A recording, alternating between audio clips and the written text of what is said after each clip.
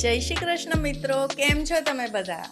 આજની આ શાકભાજીથી ભરપૂર સૂપની રેસીપી એવી છે કે જે બાળકો સૂપનું નામ સાંભળતા ભાગતા હશે ને તે પણ વાટકાઓના વાટકાઓ ચટ કરી જશે. તો એક બોલ ખાવાથી પણ પેટ ભરાઈ જાય તેવો આજનો આ મેક્રોની સૂપ બનાવી લઈએ.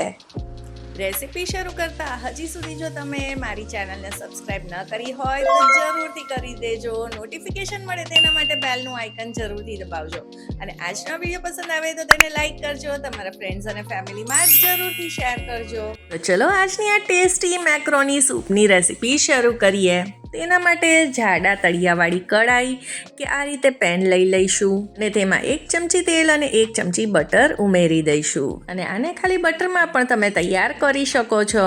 બાળકોને મેક્રોની પાસ્તા એવું બધું તો ભાવતું જ હોય છે, તો આપણે થોડુંક તેનું હેલ્ધી વર્ઝન કરીને તેમને આપીશું તો શિયાળામાં બધા જ શાકભાજીના બેનિફિટ્સ પણ મળશે. બટર મેલ્ટ થાય એટલે 1 મોટી ચમચી આદુને ઝીણું સમારીને ઉમેરીશું.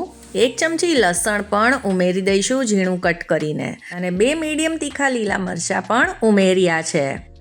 હવે આ બધી જ વસ્તુને 1 થી 1.5 મિનિટ માટે સાંતળી લઈશું. હવે 1 મોટી ડુંગળીને ઝીણી સમારીને એડ કરી દઈશું. ડુંગળીને પણ 1.5 મિનિટ માટે સાંતળી લઈએ અને પછી આમાં બધા શાકભાજી ઉમેરીએ. તો અહીંયા મેં અડધો કપ કેપ્સિકમ લીધા છે, તેને ઝીણા કટ કરી લીધા છે. ગાજર છે અને બાફેલી મકાઈ પણ છે. આ બધા શાકભાજી મેં અડધો કપ લીધેલા છે. તમારે જેટલા પણ આમાં ઉમેરવા હોય ઓછા વધારે ઉમેરી શકો છો. હવે આ શાકભાજીને ફક્ત 1 મિનિટ માટે સાંતળવાના છે, સોફ્ટ નથી કરવાના. અને હવે આપણે આમાં ઉમેરી દઈશું ટોમેટો પ્યોરે. તો 4 થી 5 નાની સાઇઝના ટમેટાને મિક્સરમાં આવી રીતે ક્રશ કરીને પ્યોરે બનાવી લીધી છે.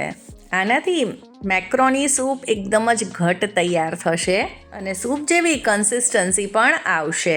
જો રાત્રે જમવામાં કંઈક હલકું ફૂલકું અને પેટ ભરાય તેવું બનાવવું હોય તો આ સૂપથી બંને કામ થઈ જશે. તો હવે આપણે આમાં સ્વાદ પ્રમાણે મીઠું ઉમેરી દઈએ અને આ સૂપમાં કાળા મરીનો પાવડર સરસ લાગે છે એટલે તે જ આમાં ઉમેરી દઈશું. હવે આ બધી વસ્તુને મિક્સ કરીએ અને આ ટોમેટો પ્યોરેને 2 મિનિટ માટે કૂક થવા દઈએ. ટમેટાને આ રીતે સૌથી પહેલાં કૂક કરી લઈશું એટલે તેની કચાશ જતી રહે અને પછી આપણે આમાં 3 નાના ગ્લાસ જેટલું પાણી ઉમેરી દઈશું. હવે આમ જોઈએ ને તો આ સૂપ થોડો ઘાટો જ હોય છે. આપણે જે બીજા બધા સૂપ બનાવીએ તેવો પાતળો નથી હોતો. હવે આમાં ઉમેરી દઈશું 1 કપ મેક્રોની પાસ્તા, જે એલ્બો પાસ્તા આવે છે તે. આ બાફ્યા વગર જ ઉમેરવાની છે. આમાં જ બોઇલ થઈ અને કૂક થઈ જશે.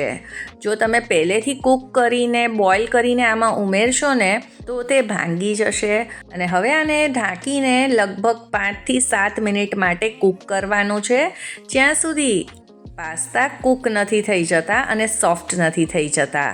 હવે સૂપને થોડોક ઘાટો કરવા માટે 2 ચમચી કોર્નફ્લાવર લઈ લઈશું અને તેમાં થોડુંક પાણી ઉમેરી અને તેને મિક્સ કરી દઈશું અને પછી સૂપમાં ઉમેરી દઈશું. તો આ રીતે થોડોક કોર્નફ્લાવર ઉમેરવાથી સૂપની કન્સિસ્ટન્સી ખૂબ જ સરસ થઈ જશે અને સૂપ એકદમ જ એકરસ તૈયાર થશે. હવે આની ખટાશને બેલેન્સ કરવા 1 ચમચી જેટલી ખાંડ એડ કરીશું.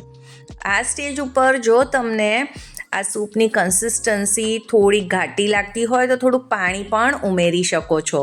હવે આ સૂપ તૈયાર થઈ જાય ત્યારે છેલ્લે આમાં 2 ચમચી ચીલી ફ્લેક્સ અને 2 ચમચી ઓરિગેનો ઉમેરી અને આ બધી વસ્તુને મિક્સ કરી દઈશું અને હજી એક વખત આમાં બોઇલ આવે ત્યાં સુધી કૂક કરીશું. તો આજના હેલ્ધી ને ટેસ્ટી સૂપ તો તૈયાર છે. આશા કરું છું આજની આ રેસીપી પસંદ આવી હશે અને જો પસંદ આવી હોય તો તેને લાઈક કરજો, તમારા ફ્રેન્ડ્સ અને ફેમિલીમાં શેર અને મારી ચેનલને સબસ્ક્રાઈબ કરી દેજો. જય શ્રી કૃષ્ણ.